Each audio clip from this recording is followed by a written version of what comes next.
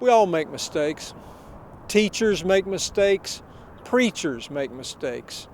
Even voters make mistakes. And you know what? Sometimes pilots make mistakes. One of the biggest in this part of America happened on a winter night in 1986 at our own Daniel Field off Wrightsboro Road. On the clear, mild evening of February 3rd, a Piedmont Airlines Boeing 737 pilot, flying with help from an Atlanta air traffic controller, was running behind on delivering his 106 passengers. That's when he saw a bright light flashing near a runway. He assumed it was Bush Field, and we all know what happens when you assume. Most of you remember what happened. The jet, which requires 4,100 feet of pavement for a standard landing, headed to the 3,877-foot runway at Daniel Field instead of Bush Field, 6 miles away. They say the skid marks the pilot left were legendary, as was his skill at harming no one through the mistake of his landing. Looking back at the Chronicle's coverage, they really did a good job considering the late deadline. They talked to witnesses, they talked to the police, they even talked to airline officials. The cops said little. "They're not telling us anything right now," a police officer at the scene told our reporter.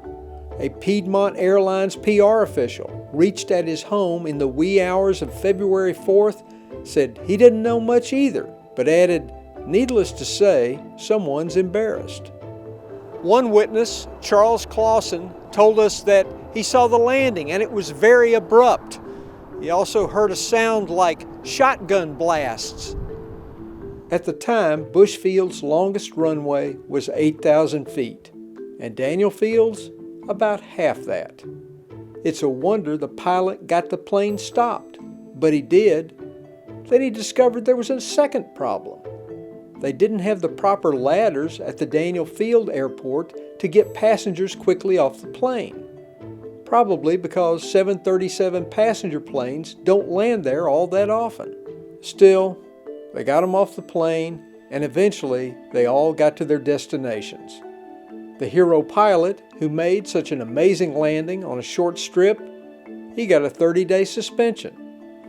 Believe it or not, this singular event, however, was not the top story in the next day's Augusta Chronicle. No, that would be the much larger tale of an 18-wheeler that dumped hundreds of crates of live chickens when its driver was going too fast and ran off Highway 1's ramp in North Augusta. While its truck driver survived, most of the 2,000 chickens did not, the Chronicle said. Those that did strutted among the debris or headed for the steep hill near the access ramp. Our reporter noted that a few freshly laid eggs were spotted in the area, which, she said, soon took on the odor of a barnyard. The chicken truck accident backed up traffic for half a mile in broad daylight. The plane mistake? That was late on a February night when most of Augusta was asleep. If you're going to make a mistake, that's a pretty good time to do it.